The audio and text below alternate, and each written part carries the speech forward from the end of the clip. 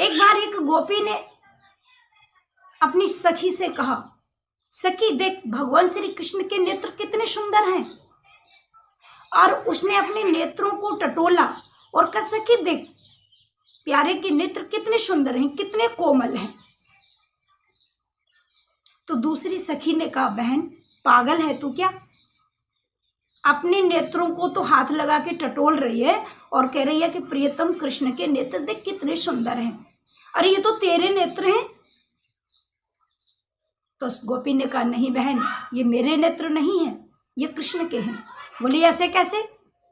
तो वो गोपी बड़े सुंदर भाव से कहती है, बहन जब तक मैंने प्यारे प्रियतम कृष्ण को देखा नहीं था तब तक ये नेत्र मेरे नेत्र थे, और जब से उनको देखा है तब से ये नेत्र उसके हुए। अब मेरा उसमें कुछ नहीं रहा, जित देखूं तित श्याम गई है। तो उन गोपियों का प्रेम, उन्हें कोई साधना नहीं करनी आती, लेकिन बड़े बड़े योगियों को, बड़े बड़े ऋषि मुनियों को जो गति प्राप्त नहीं हुई, जो प्रेम प्राप्त नहीं हुआ, वह ब्रज की गोपियों को मिला। भगवान नंद नंदन कृष्ण से एक संबंध बनाया कि वो मेरा प्रियतम है और हम उसकी हैं, वो हमारा है। तो मेरे भाई बहन, भगवान को प्राप्त करने के लिए श्री रामचरितमानस में कहा है, भक्ति स्वतंत्र सकल सुख खानी, बिन सत्संग न पावहि प्राणी। बिना संतों की कृपा के, बिना संतों के आशीर्वाद के हमें भक्ति प्राप्त नहीं होती। इसलिए जब भी आपको संतों का दर्शन हो, आप उनसे धन धान्य की इच्छा मत करना।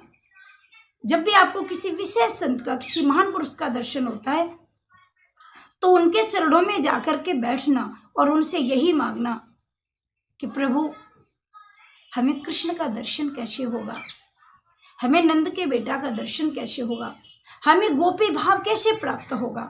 बस भगवान के दर्शन की इच्छा करनी चाहिए। भगवान श्री कृष्ण का प्रेम हमें कैसे प्राप्त होगा। कभी भी किसी संत का दर्शन हो तो कभी बेटा बेटी का प्रश्न नहीं करना चाहिए, मुझे बेटा नहीं है, मुझे बेटी नहीं, मुझे नौकरी नहीं, मुझे धंधा नहीं, मेरा बिजनेस नहीं चल रहा है। और ये तो सब नास्तिक चीजें हैं। जब तुम उसकी शरण में जाओगे तो वो अपने आप से मिलेगा, वो तो सारा मिलना ही है। अभी मैंने आपको निवेदन किया था, तिम सुख संपत्ति बिनहि बुलाए, धर्मशील पहि जाए शुभाए। आपको कुछ भी मांगना नहीं, भगवान अपने स्तर से दे।